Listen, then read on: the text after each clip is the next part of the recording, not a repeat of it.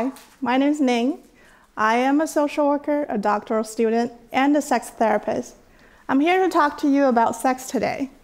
Well, before I start, I have a quick question for you all. Anyone in the room have a therapist? Yeah. Well, thank you so much for sharing. I see a few of them. Thank you for being honest and being so brave. I know that because I spent 9 years in therapy, countless diagnoses, many medications, and I was almost hospitalized at one point. I spent hundreds of hours overcome the side effect of childhood emotionally unavailable parents, sexual trauma, abusive ex-boyfriends, and the obstacles I encountered as an immigrant at such a young age. The list goes on and on. Needless to say, I can conclude that I've worked really hard to be here today. And out of all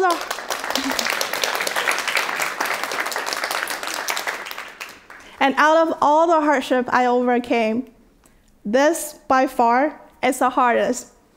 This is a list of thoughts that surfaced in my head less than 5 minutes into one of my sexual experiences. My therapist at that time had asked me to document them because I could never enjoy sex, yet keep engaging in them. It was extremely difficult because it forced me to connect my guilt, shame, insecurity as I was physically naked. I had to be vulnerable, both physically and mentally. We'll talk about leaning into discomfort. I think I not only leaned in, I kidnapped it and tried to be best friend with it. And of course, a glass of wine and some impulsivity helped. So let's take a close look at the list, and I'll recap of them for you. We're here now. It's probably too late to say no. This angle makes me look so fat. Oh, I can't do this. Gosh, I want to throw up. Never mind. I can't control my anxiety, just fake it. Whew, that was a little bit more intense than I anticipated. Let's take a deep breath together. Breath in and breath out. No wonder I couldn't enjoy anything. I was too busy struggling with my internal criticism and all the distorted thinking. I couldn't connect with who was in front of me because I was drowning inside without anyone knowing. Well, I guess now the world knows. Yeah. Some of you may be able to recognize the theme from the list of thoughts I shared. I'm a big-time people pleaser and having a hard time saying no. My past trauma, my insecurity, my low self-esteem, my fear, my shame, etc., they took away all my power and left me withdrawn at one of the most intimate moments. Unfortunately, that was years ago, and now I'm able to enjoy sex and be present most of the time. And I'm here today trying to provide some useful information to you and share with whoever is going through something similar, which I assure you, there are some in the room today. I want to tell you, it's okay. You're not alone. You're human. And what helped me the most was understand sexual desire and destigmatize sexual activities. Also, accept me as who I am. So what is sexual desire? Sexual desire is an interest in sexual activities and sexual subjects, stimulated by both internal and external factors, and is associated with biological and psychological factors, also deeply rooted in our social context. There are many psychological factors that impact our sexual desire, and attachment theory provides a unique framework to help us understand it. As Dr. Levine stated in his book, Attached, most people are only as needy as their unmet needs. Attachment is an adaptive relationship that forms between infant and their caregiver. And it is critical in how people foster future relationships, especially intimate relationships.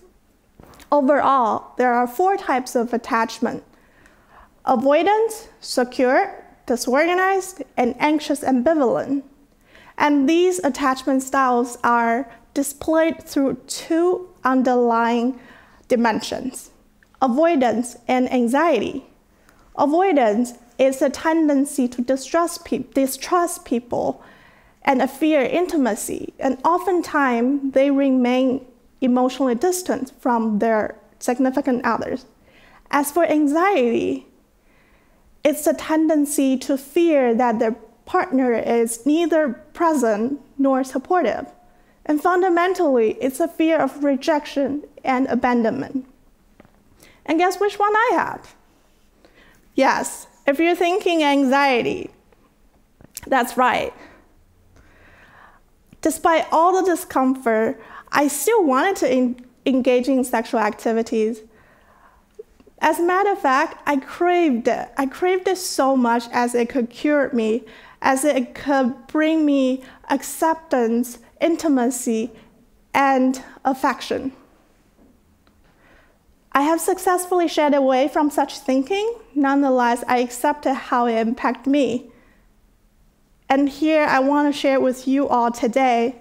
It is normal if your desire for belonging exhibited through sexual activities. But is it healthy though? I guess that's up to you to decide. In my favorite book, The Course of Love, Ellen de Botton described sexiness as, it is not so much about sensations as it is about ideas, the idea of acceptance and the promise of an end of loneliness and shame. Sexual shame is the feeling of wrongness in expressing sexual desires. Our culture and religion latched onto shame and oppression of sexual desires. As of today, it is still so hard for us to acknowledge, let alone talk openly, what we want to do and with whom. Specifically, the dichotomy between good and bad, clean and dirty, liberation and oppression. This fine line we are walking and expressing ourselves is so profound, yet blurry. And the ambivalence it created forced us to question our sexual decisions and sexual expressions. And this socially constructed idea left us nothing but judgment and shame, when in fact we're living in this dynamic world full of spectrum of sexual desires. As a therapist, I'm privileged to be able to create a space for my clients to express and explore their sexual desires. But oftentimes what I hear is confusion along with shame. Am I normal? Did I do this right? How do I know if they want me? How do I know if I'm okay to do this? How do I know if I'm able to be loved? And the question to all these answers are simple. It's okay. There's nothing wrong with you. And you are lovable. Acknowledging shame in expressing our sexual desire is rarely talked about, yet so important.